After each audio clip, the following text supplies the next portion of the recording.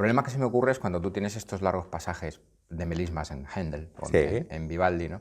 Que la palabra, cuando llevas 15 compases ya se te olvidó cuál era la palabra. ¿Cómo consigues cómo consigues tú darle sentido a esos larguísimos melismas para que no sea pura pirotecnia vocal? Tú has dado la solución. Es en cada momento, en cada una de las notas, tener presente la palabra que estás diciendo.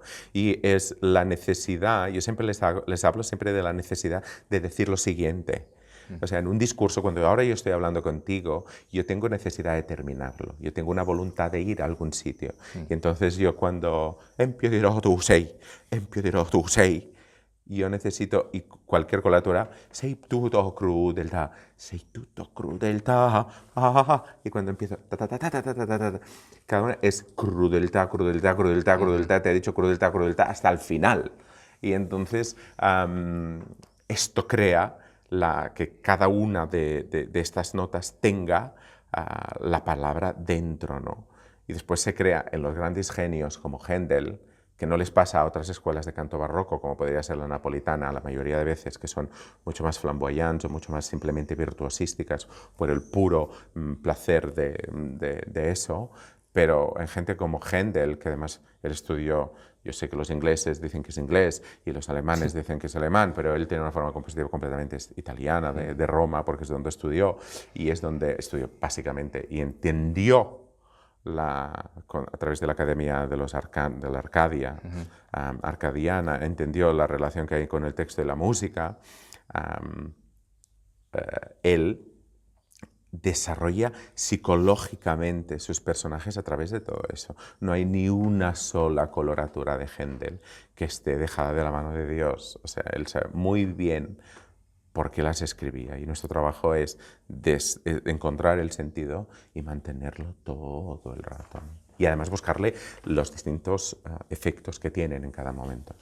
Y ya que estamos en el episodio, por así decir, de la coloratura, Sí. Técnicamente hablando, Sí. porque ahora, ¿cómo consigues dar todas las notas? Porque en estas coloraturas tan rápidas es realmente difícil. Sí, mira, primero de todo es, yo no tenía coloratura cuando estudié, no tenía. Y yo pensaba, soy contratenor y ¿cómo voy a dedicarme a esto si no tengo coloratura? Y enseguida me dieron un recital en París. Y dije, ¿no puedo ir a cantar a París? Yo ya tenía 29 años en ese momento. ¿No puedo ir a París sin cantar un área de coloratura? O sea, es una cosa como... Y faltaba un año y medio para eso. Y me puse la chacona de Ferrari, que es una chacona que tiene... Coloratura no, lo siguiente. Y cada día estudiaba media hora. Solo he hecho para aprender estudiar en canto, para una pieza, tanto he estudiado para eso o cuando hago música contemporánea, que también uno tiene que dedicarle horas y horas para meter eso en la cabeza y en la voz. Y entonces, primero de todo, yo estudiaba como cuando estudiaba saxofón, o sea, muchos dedos, pero de entrada estudiar células muy pequeñas para aprender y automatizar el mecanismo, que yo lo aprendí de una forma autodidacta, a mí nadie escuchando y buscando conmigo, ¿no? Y me di cuenta de dos cosas. Una, que efectivamente hay un cierre glótico, tiene que haberlo, porque es que lo hay, o sea, se cambia de nota, se cambia de cierre glótico, punto. Este cierre puede tener distintas alturas a nivel de presión vocal, puede ser como después se hacen en la escuela belcantista, es una coloratura mucho más legato, pero hay cierre glótico. O puede ser un poco más bajo, que yo en vez de situarlo en la laringe, lo sitúo en el pecho. En el pecho yo busco una sensación física, y entonces esto hace que haya articulación, mucha limpieza de todas las notas, pero no se fuerce la zona de las cuerdas vocales, ¿no? Y después trabajar células muy pequeñas, y yo lo que les digo a mis alumnos, que es copy-paste. Una vez tienes una célula pequeña, pensar mentalmente que vienen más, y muchas veces hay una progresión armónica, pero no focalizarte en todas. Simplemente en hacer eso una vez y las otras son copy-paste, copy-paste, copy-paste, porque así no se pone excesivamente atención o presión y no se acaba haciendo torpe, sino que acaban fluyendo todas, ¿no?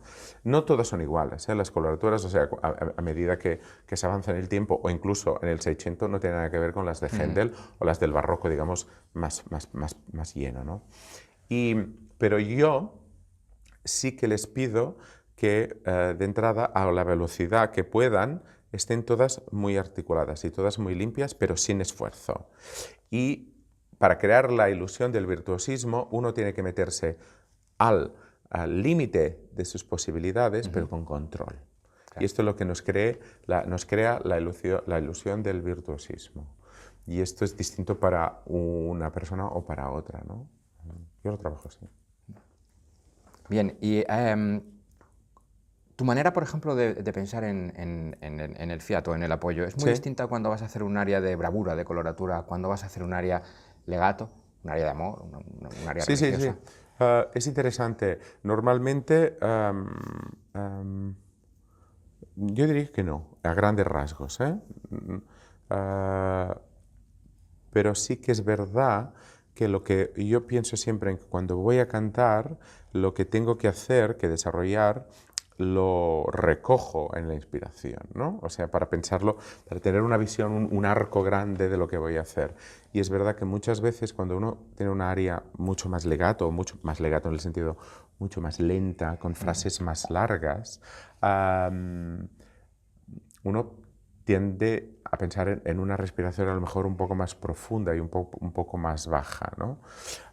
Que cuando uno tiene un área de bravura o patética o con mucha coloratura, la respiración se puede situar un poquito más arriba, pero no pasa nada y a lo mejor son periodos respiratorios un poco más cortos, ¿no? Pero yo dejo que esto se automatice de una forma natural y luego si yo veo que respiro demasiadas veces y que quiero eliminar una de ellas, lo pienso un poco más conscientemente y lo marco en mi partitura, ¿no? Sí, porque queda más bonito o queda más interesante. Pero si no, siempre dejo que la respiración se ponga allí de una forma orgánica.